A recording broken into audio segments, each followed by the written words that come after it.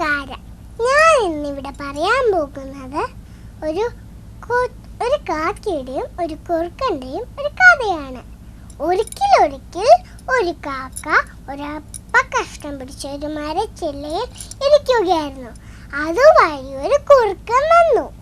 അവൻ്റെ വായിൽ വെള്ളമോടി.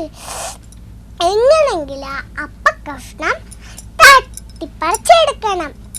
ഹലോ കാക്കത്തമ്പ്രാട്ടി, നീ എന്ത് സുന്ദരിയാ! നിന്റെ ചിറകിന് എന്തൊരു ഭംഗിയാ! നീ നന്നായി പാട്ട് പാടുന്ന കേട്ടിട്ടുണ്ടല്ലോ. ഒരു പാട്ട് പാടാമോ?